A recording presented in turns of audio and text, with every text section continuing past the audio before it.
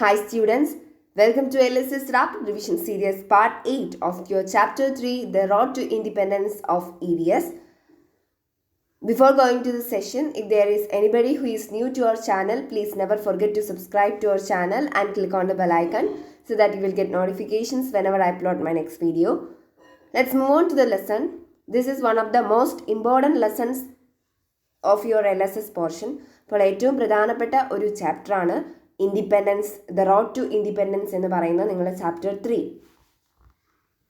Okay, so the first important question is that what is the condition of India during British rule? British ഭരണകാലത്ത് ഇന്ത്യയുടെ അവസ്ഥ എന്തായിരുന്നു എന്നുള്ളതാണ് ഒരു പ്രധാനപ്പെട്ട ചോദ്യം. വാട്ട് ഈസ് ദ, ചോദ്യം ഇങ്ങനെയായിരിക്കും ചോദിക്കുക, what is the condition of India during British rule? എന്തായിരുന്നു ഇന്ത്യയുടെ അവസ്ഥ? First point says that artisans and weavers were starving. അതായത് ചിത്രരചനക്കാരും നെയ്ത്തുകാരുമൊക്കെ വിശപ്പിനാൽ കഷ്ടപ്പെടുകയായിരുന്നു. Peasants were living in misery. കർഷകർ ദാരിദ്ര്യത്തിലായിരുന്നു ജീവിച്ചുകൊണ്ടിരുന്നത്. Students punished for singing patriotic songs. കുട്ടികൾക്ക് തങ്ങളുടെ വിദ്യാർത്ഥികൾക്ക് ദേശഭക്തി ഗാനങ്ങളൊന്നും പാടാൻ അനുവാദമുണ്ടായിരുന്നില്ല. ദേശഭക്തി ഗാനങ്ങൾ പാടുന്ന വിദ്യാർത്ഥികളെ അവർ കടുത്ത ശിക്ഷ തന്നെ നൽകിയിരുന്നു. Editor hanged on A road side tree for publishing patriotic song. അതായത് ദേശഭക്തി ഗാനങ്ങൾ പബ്ലിഷ് ചെയ്തതിൻ്റെ പേരിൽ പത്രങ്ങളുടെയും മാസികകളുടെയും ഒക്കെ എഡിറ്റേഴ്സിനെ തൂക്കി കൊല്ലുന്ന സ്ഥിതി വരെ ഉണ്ടായിരുന്നു. പിന്നെ ഓൾഡ് ടാക്സസ് വെയർ ഇൻക്രീസ്ഡ്. അതായത് നേരത്തെ ഉണ്ടായിരുന്ന ടാക്സുകൾ കൂട്ടി, അതുപോലെ തന്നെ പുതിയ ടാക്സുകൾ ഇൻട്രൊഡ്യൂസ് ചെയ്യുകയും ചെയ്തു. അതായത് ഇതുവരെ ഇല്ലാതിരുന്ന കുറേ കരങ്ങൾ കൂടി പുതുതായി കൊണ്ടുവന്നു. അപ്പോൾ നേരത്തെയുള്ള കരങ്ങൾ കൂട്ടുകയും ചെയ്തു, പുതിയതായിട്ടുള്ള കരങ്ങൾ കൊണ്ടുവരികയും കൂടി ചെയ്തപ്പോൾ ഈ കരം കൊടുക്കാൻ തന്നെ പൈസ തികയാതെ വരും. കരം കൊടുക്കാൻ മാത്രമായി തങ്ങളുടെ വരുമാനം നീക്കി വെക്കേണ്ടി വന്നു. അപ്പോൾ സ്വാഭാവികമായും എന്ത് ഉണ്ടാകും? ദാരിദ്ര്യമുണ്ടാകും, ഫുഡിന് ക്ഷാമം ഉണ്ടാകും. ഫുഡ് വാങ്ങിക്കാൻ പൈസ ഇല്ലെങ്കിൽ പിന്നെ അങ്ങനെയല്ലേ. അപ്പം അതാണ് നമ്മൾ പറയേണ്ടത്. So what is the condition of India during British rule? First point, artisans and weavers were starving. Second point, peasants were living in misery. Students punished for singing patriotic songs. Editor hanged on a roadside tree for publishing patriotic song. Old taxes were increased. New taxes were introduced. Okay. Then next question. What is satyagraha? അടുത്ത ചോദ്യം ഇങ്ങനെയായിരിക്കും വരിക. What is satyagraha? അല്ലെങ്കിൽ define satyagraha എന്നൊക്കെ ചോദിക്കാം. So എന്താണ് സത്യാഗ്രഹ എന്നുള്ളതാണ് ചോദ്യം. സത്യാഗ്രഹ means holding on to truth. Never accept anything evil, oppose it. However, do not use violence while opposing. Never give up non-violence. സത്യാഗ്രഹ എന്ന് പറയുന്നത് സത്യത്തിന് വേണ്ടി ആഗ്രഹിക്കുക എന്നുള്ളതാണ്. സത്യത്തിന് വേണ്ടി നിലനിൽക്കുക. Never accept anything evil, opposite. അതായത് മോശമായിട്ടുള്ളത് ഒന്നിനെയും, അതായത് സത്യമല്ലാത്തതായിട്ട് ഒന്നിനെയും നമ്മൾ അക്സെപ്റ്റ് ചെയ്യരുത്. അതിനെ എപ്പോഴും എതിർത്തുകൊണ്ടേയിരിക്കുക. പക്ഷേ ഈ എതിർക്കുമ്പോൾ നമ്മൾ ഒരിക്കലും അക്രമം ഉപയോഗിക്കരുത്, വയലൻസ് ഉപയോഗിക്കരുത്. അക്രമം നമ്മുടെ അഹിംസ അല്ലെങ്കിൽ നിരായുധമായ സഹന സമരമാണ് നമ്മൾ യൂസ് ചെയ്യേണ്ടതെന്നാണ് ഗാന്ധിജി നമ്മളെ പഠിപ്പിച്ചിട്ടുള്ളത്. അപ്പം അത് ഒരിക്കലും കളയരുത്, അക്രമം ഒരിക്കലും അഴിച്ചുവിടരുത്, അതാണ് പറയുന്നത്. So what is satyagraha? Satyagraha means holding on to truth. Never accept anything evil, oppose it. However do not use violence while opposing. Never give up non violence. Okay, so now we are going on to the major struggles. അതായത് ഈ ചാപ്റ്ററിൽ വളരെ important ആയ ചില ഭാഗങ്ങൾ ഈ ചാപ്റ്ററാണ്. അപ്പോൾ ഇതിൽ ഏറ്റവും പ്രധാനപ്പെട്ട കുറേ ഭാഗങ്ങളാണ് ഇനി വരാൻ പോകുന്നത്. മേജർ സ്ട്രഗിൾസ്, അതായത് നമ്മുടെ ഇൻഡിപെൻഡൻസിന് മുൻപ് നടന്നിട്ടുള്ള പ്രധാനപ്പെട്ട സമരങ്ങളെക്കുറിച്ചാണ് പറയുന്നത്. പ്രത്യേകിച്ചും ഗാന്ധിജിയുടെ നേതൃത്വത്തിൽ നടന്ന സമരങ്ങൾ. ഫസ്റ്റ് മേജർ സ്ട്രഗിൾ എന്ന് പറയുന്നത് ചമ്പാരൻ സത്യാഗ്രഹയാണ്. അത് നടന്ന ഡേറ്റ് നിങ്ങൾ കൃത്യമായിട്ട് ഓർത്തിരിക്കുക. 1917 ചമ്പാരൻ സത്യാഗ്രഹ നടന്നത്. ആൻഡ് ചമ്പാരൻ സത്യാഗ്രഹ എവിടെയാണ്?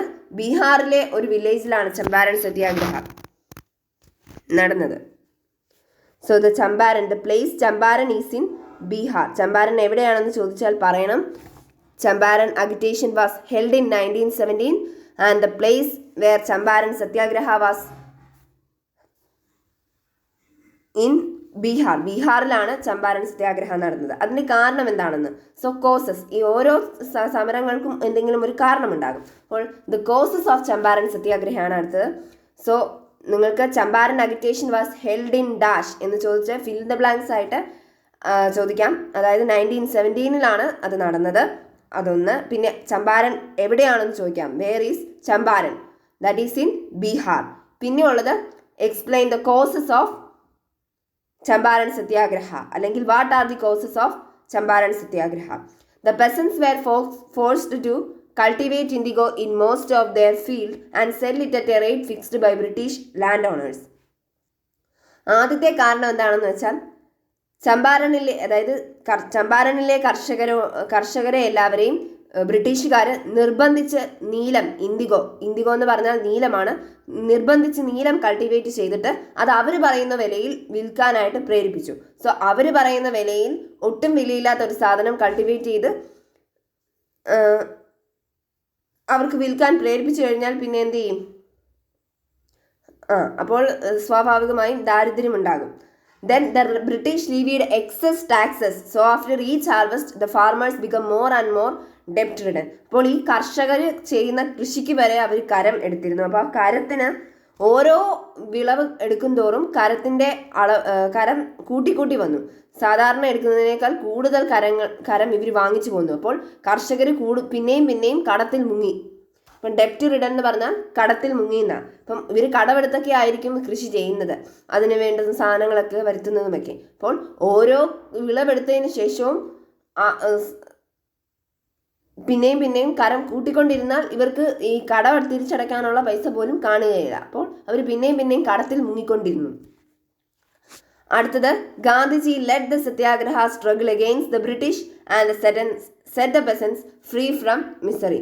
അപ്പോൾ എന്തുണ്ടായി? പിന്നെ ഈ സത്യാഗ്രഹ സമരം ഗാന്ധിജി മുന്നിൽ നിന്ന് നയിച്ചു. അങ്ങനെ ഈ ഒരു പ്രശ്നങ്ങളിൽ നിന്ന് അദ്ദേഹം ഈ കർഷകരെ രക്ഷിച്ചെടുത്തു. ഓക്കെ, അപ്പോൾ എന്തൊക്കെയാണ് കോസസ്? ഒന്ന്, ഇൻഡിഗോ കൾട്ടിവേറ്റ് ചെയ്യാൻ വേണ്ടി ഫോഴ്സ് ചെയ്തു. മറ്റേത് എക്സസ് ടാക്സസ് ലീവി ചെയ്തു. സോ അതാണ് മേജർ കോസസ്. സോ കോസസ് എന്തൊക്കെയാണ്? The peasants were forced to cultivate indigo in most of their fields and sell it at a rate fixed by British landowners. Second point, the British levied excess taxes. So after each harvest, the farmers become more and more debt-ridden. Okay. Then next, this is a picture of the Champaran Satyagraha. Then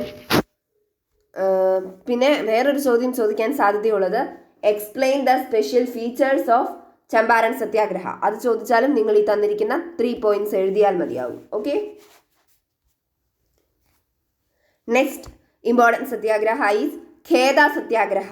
Kheda Satyagraha in 1918.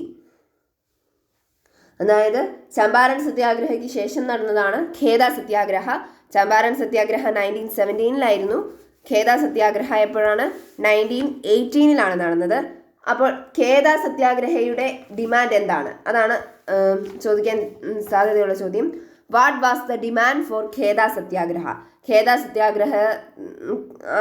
സത്യാഗ്രഹം നടത്തിയവരുടെ ആവശ്യങ്ങൾ എന്തായിരുന്നു? Demands.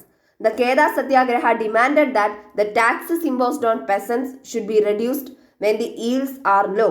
അപ്പോൾ അവരുടെ ആവശ്യം എന്തായിരുന്നു? അവരുടെ പ്രധാന ആവശ്യം ഇതായിരുന്നു. അതായത് കർഷകരുടെ മേൽ ചുമത്തിയിരിക്കുന്ന കരങ്ങൾ, അവരുടെ വിളവ് കുറയുമ്പോൾ കർഷകരുടെ മേൽ ചുമത്തിയിരിക്കുന്ന കരങ്ങൾക്കും ഇളവ് ലഭിക്കണമെന്ന്. അതായത് വിളവ് കുറഞ്ഞു കഴിഞ്ഞാൽ പിന്നെ അവർക്ക് കരം കൊടുക്കാൻ അവരുടെ കയ്യിൽ പണം ഉണ്ടാവില്ല. അപ്പോൾ അവരുടെ വിളവ് കുറയുമ്പോൾ അവരുടെ മേൽ ചുമത്തിയിരിക്കുന്ന കരത്തിൽ ഇളവ് കൊടുക്കണമെന്നുള്ളതായിരുന്നു അവരുടെ പ്രധാനപ്പെട്ട demand. So the Kheda Satyagraha demanded that the taxes imposed on peasants should be reduced when the yields are low. അടുത്തത് അഹമ്മദാബാദ് സത്യാഗ്രഹ. അതും 1918 നടന്നത്. അതിൻ്റെ ഡിമാൻഡ് എന്തായിരുന്നു നമുക്ക് നോക്കാം. What was the purpose of Ahmedabad textile mill strike. ചോദ്യം ഇങ്ങനെയാണ്, what was the purpose of Ahmedabad textile mill strike, അല്ലെങ്കിൽ what were the demands of the Ahmedabad Satyagraha എന്നും ചോദിക്കാം. So what was the demands? Ahmedabad textile mill strike was for raising wages. അത് അവിടെയുള്ള ഒരു അതായത് തുണിത്തരങ്ങൾ നെയ്യുന്ന മില്ലിലെ ആൾക്കാരായിരുന്നു ആ സമരത്തിന് പിന്നിൽ. അവിടുത്തെ തൊഴിലാളികളായിരുന്നു, ആ തുണി നെയ്യുന്ന മില്ലിലെ തൊഴിലാളികളായിരുന്നു ഈ സമരത്തിന് പിന്നിലുണ്ടായിരുന്നത്. അവരുടെ പ്രധാന ആവശ്യം എന്ന് പറയുന്നത് അവർക്ക് ശമ്പളം കൂട്ടിക്കിട്ടണം. റേസിംഗ് വേക്സ് എന്ന് പറഞ്ഞാൽ അതായത് അവർക്ക് ശമ്പളം കൂട്ടിക്കിട്ടണം. So what were the demands of Ahmedabad Satyagraha? Ahmedabad textile mill strike was for raising wages. അപ്പോൾ നമ്മളൊന്ന് ഒന്നുകൂടി സമറൈസ് ചെയ്യുകയാണെങ്കിൽ, ഫസ്റ്റ് വൺ ചമ്പാരൻ സത്യാഗ്രഹ, അത് നടന്നത് 1917 എവിടെയാണ് നടന്നത്? ബീഹാറിലാണ് അത് നടന്നത്. ആൻഡ് അതിന് കാരണം എന്തായിരുന്നു? Peasants were forced to cultivate indigo and they have to sell it at a fixed rate decided by the British, and they British levied excess tax after each harvest so that the peasants become more and more debt-ridden. So that were the causes of Champaran Satyagraha. Then what were the demands of Kheda Satyagraha in 1918? The Kheda Satyagraha demanded that taxes imposed on peasants should be reduced when the yields are low. And what are the demands of Ahmadabad Satyagraha in 1918? They want the Ahmadabad textile mill strike were racing weeks. So all these satyagrahas were led by Gandhiji and were victorious. അപ്പോൾ ഈ സത്യാഗ്രഹങ്ങളെല്ലാം തന്നെ മുന്നിൽ നിന്ന് നയിച്ചത് നമ്മുടെ മഹാത്മാഗാന്ധിയാണ്. ഇതെല്ലാം തന്നെ വിജയിക്കുകയും ചെയ്തു. Okay, so that's all for today's session. Thank you.